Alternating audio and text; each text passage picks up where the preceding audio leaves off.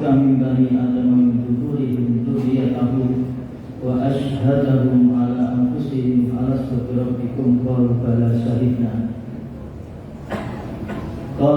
syahidna an taqulu yawmal qiyamati inna kunna an hadza ghafilin. Shadaqallahul adzim. Jamaah salat Isya yang dimuliakan oleh Allah Subhanahu wa taala.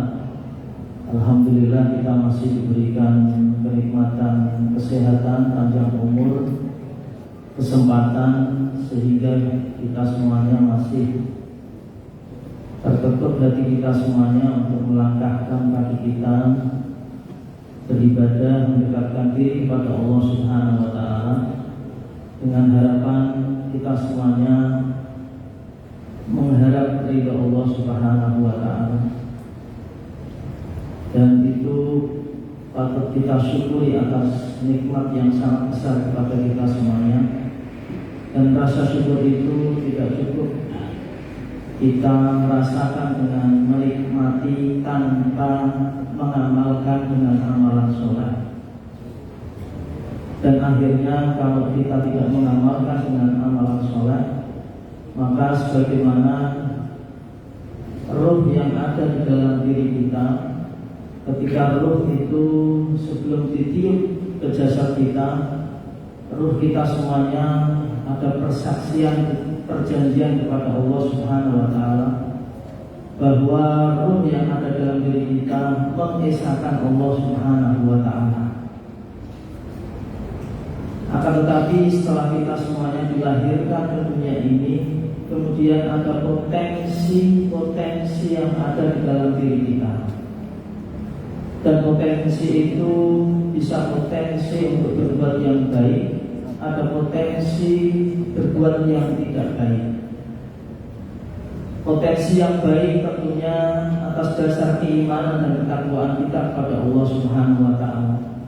Iman dan takwa itulah yang selalu mengantarkan kita semuanya agar kita dapat mengenal Allah, mengetahui Allah, dan akhirnya kita akan selalu melakukan kewajiban yang telah diberikan kepada kita semuanya. Akan tetapi sebaliknya, kalau kita melakukan potensi yang tidak baik, bukan potensi yang tidak baik itu dari Allah Subhanahu wa taala, tetapi potensi yang tidak baik itu dari kita semuanya, karena kita lalai untuk mengingat dan mendekatkan diri kepada Allah Subhanahu wa taala. Salah satu yang terjadi, muncullah dalam diri kita selalu mengagungkan, selalu mempercayai dengan keberadaan, membandingkan Allah Subhanahu wa taala kepada yang lainnya. Yang terjadi, kita semuanya bisa akan melakukan kesyirikan kepada Allah Subhanahu wa taala. Tentu kita tidak ingin melakukan hal itu, karena Allah Subhanahu wa taala sesungguhnya sudah memberikan kontrol di dalam diri kita. Allah mewajibkan kita semuanya untuk sholat 5 waktu. Itu merupakan kontrol dalam diri kita, supaya kita senantiasa melakukan potensi yang baik. Jemaah sholat Isya yang dirahmati oleh Allah Subhanahu wa taala, sholat 5 waktu kita semuanya sudah tahu tujuan tidak lain, inna sholata tanha 'anil fahsya'i wal munkar, supaya kita terkontrol melakukan sholat agar dapat menjauhi dari perbuatan keji dan munkar. Dari sholat itu, kalau kita memang benar-benar mengharap keikhlasan mencari ridha Allah Subhanahu wa taala, insya Allah kita akan melakukan potensi yang baik, melakukan hal-hal yang baik, dan kita selalu terkontrol atas apa yang sudah diwajibkan kepada kita semuanya. Salah satunya adalah sholat 5 waktu. Akan tetapi kalau tidak kita perhatikan dalam sholat kita, akhirnya yang terjadi adalah kita semuanya sudah sholat, melakukan sholat 5 waktu. Akhirnya ya kita selalu masih melakukan perbuatan yang tidak baik, padahal kita semuanya sudah mendekatkan diri kepada Allah Subhanahu wa taala dengan menjalankan sholat 5 waktu. Kita tahu bahwa sholat yang pertama kali nanti dihisab oleh Allah Subhanahu wa taala, awal ma yuhasabu bil abdu yaumal qiyamah as-shalah. Fa in sholaha sholaha sa'iru amaluhu, fa in fasadat sa'iru amaluhu. Nah, inilah kontrol bagi kita semuanya agar ketika kita melakukan sholat dalam rangka untuk menjauhi perbuatan keji dan munkar. Di samping itu Allah Subhanahu wa Ta'ala juga memberikan kontrol pada kita semuanya dengan puasa Ramadan. Kita tahu dalam hadis Rasulullah, man shoma Ramadhana imanan wa ihtisaban ghufira lahu ma taqaddama min dzambi. Itu pun juga kontrol supaya kita senantiasa selalu beriman dan bertakwa kepada Allah Subhanahu wa Ta'ala.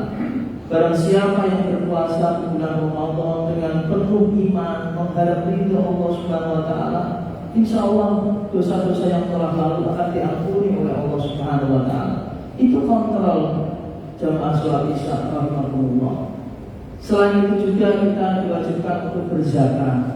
Zakat membersihkan diri kita, membersihkan harta kita, supaya kita memang benar-benar selalu fitrah mengharap berbuat yang baik antar sesama, ingat penderitaan orang lain, dan akhirnya kita hidup berdampingan secara harmonis. Itu pun juga kontrol. Kemudian yang lainnya juga sholat-sholat sunnah, amalan-amalan yang sunnah, dan begitu banyak amalan yang sunnah yang lain, itu pun juga kontrol. Kenapa demikian? Kalau kita menelisik dalam diri kita, ternyata detik, menit, jam, hari, minggu, bulan, tahun, ternyata kita banyak khilaf dan kita banyak berbuat salah. Nah, salah itu supaya dengan ibadah-ibadah yang telah diwajibkan oleh Allah, yang telah disunnahkan oleh Rasulullah, supaya kita tetap dalam kondisi yang fitrah. Inilah Bapak Ibu jamaah sholat isya yang dirahmati oleh Allah Subhanahu wa Ta'ala.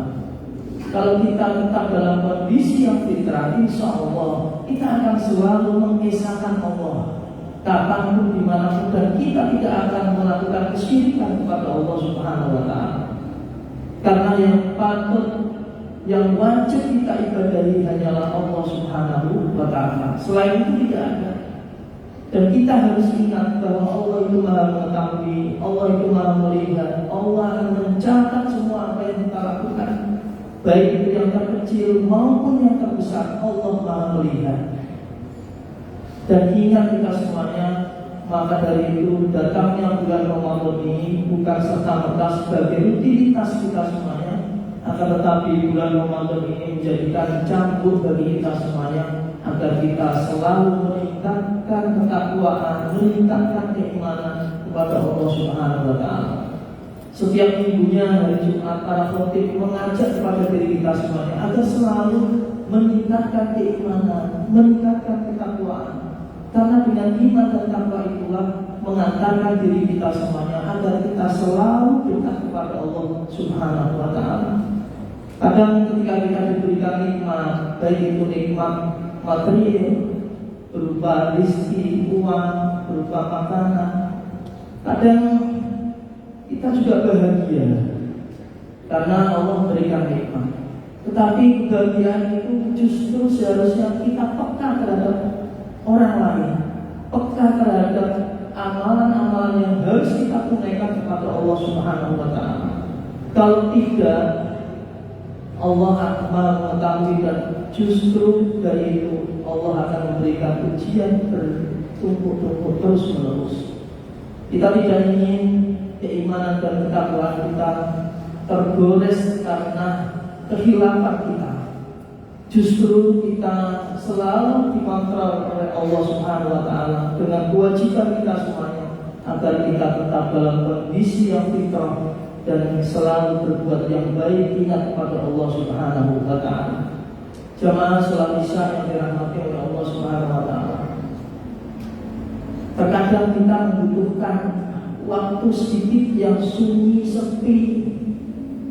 Kita menepis, memojok dengan kesunyian, coba kita merenungkan Para ulama terdahulu sering berbuat seperti itu, mengintrospeksi diri kita.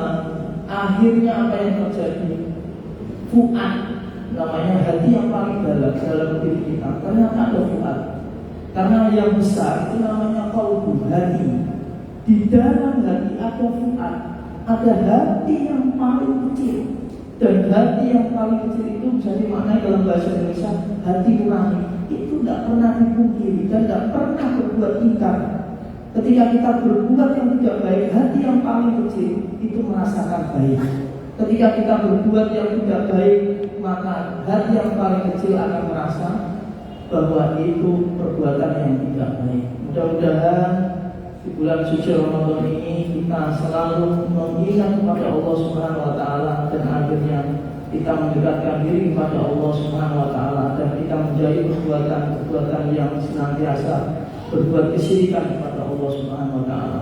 Mudah-mudahan kita semuanya mendapatkan keberkahan di bulan Ramadan. Harapan kita, amalan-amalan kita diterima, puasa kita diterima, dan akhirnya kita kembali kepada fitrah.